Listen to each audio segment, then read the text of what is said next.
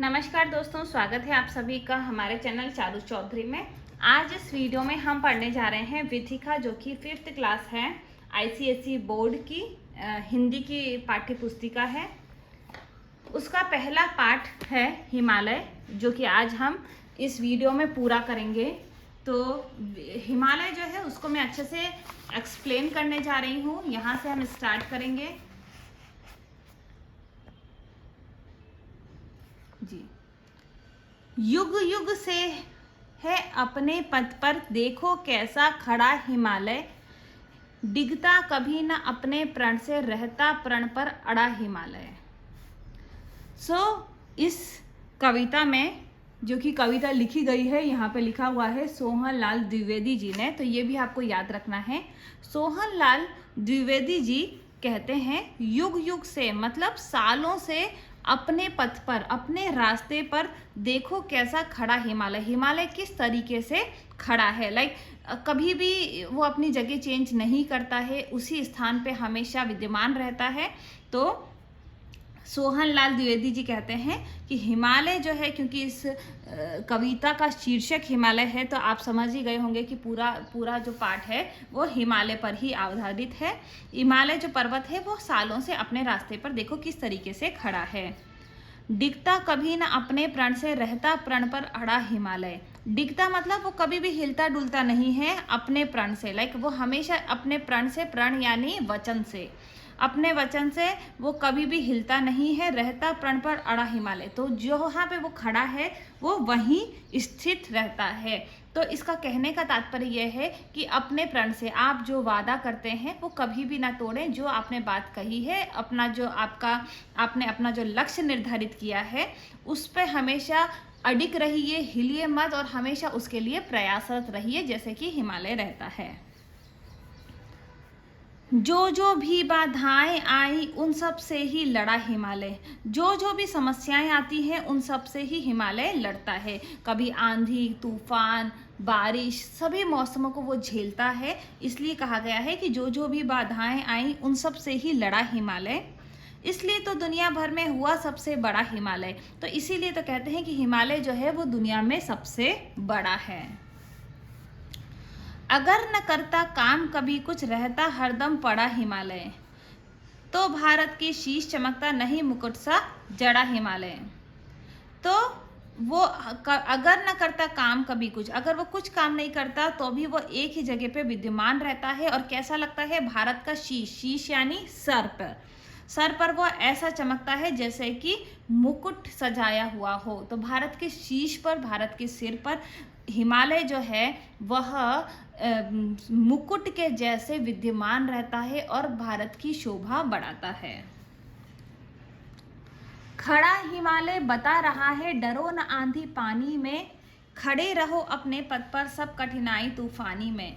तो खड़ा हिमालय एक ही जगह पे विद्यमान है और ये हमको क्या शिक्षा दे रहा है कि डरो ना आंधी पानी में। जैसे कि आंधी पानी आता है और हिमालय वैसे ही खड़ा रहता है, उस पर कुछ भी असर नहीं होता। इसी तरीके से चाहे कितनी भी बाधाएं आ जाएं, आपको अपने पथ पर हमेशा खड़े रहना है और जो भी कठिनाइयाँ आती हैं, जो भी तूफान आते हैं, उन सब का सामना करना है।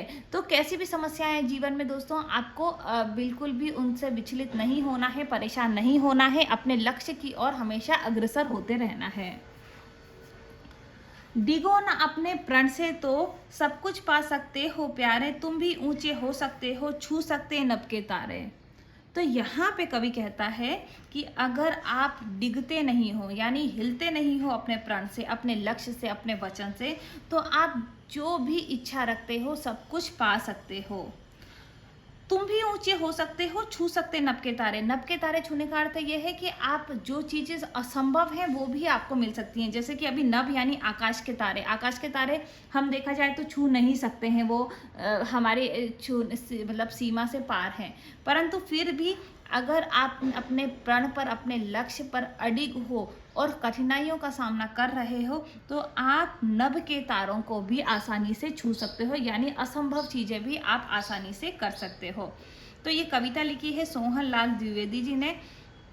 वो इस कविता के माध्यम से यह संदेश देना चाहते हैं कि आप अपने लक्ष्य पर, अपने पथ पर हमेशा अग्रसर रहें।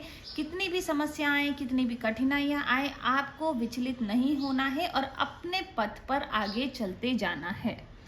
तो दोस्तों, उम्मीद करती हूँ ये जो कविता है हिमालय, आपको इस पार्ट जो मैंने बताया है, एक्सप्लेन किया है, वो समझ में आई होगी। फिर भी आपके अगर क्वेश्चंस हैं कोई, तो आप मुझसे कमेंट बॉक्स में लिख के पूछ सकते हैं, या फिर आप मुझे ईमेल कर सकते हैं charusingh489@gmail.com पर।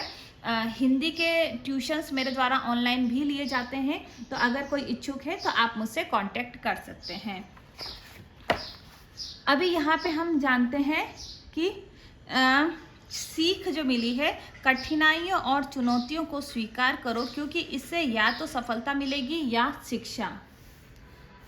सोहन लाल द्विवेदी जी ने ये पाठ लिखा है। अभी यहाँ पे ये भी जानना आपके लिए ज़रूरी है कि सोहन लाल द्विवेदी जी जो हैं, उनका क्या शिक्षा रही, उनके बारे में अगर आप जानना चाहें तो देखिए, इनका जन्म 23 फरवरी 1906 को हुआ। शिक्षा इन्होंने की है MA LLB काशी हिंदू विश्वविद्यालय, LLB यानी लॉ किया है इन्होंने, कानूनी शिक्षा ली है। कार्य क्षेत्र है इनके संपादक, कवि एवं स्वतंत्र लेखन।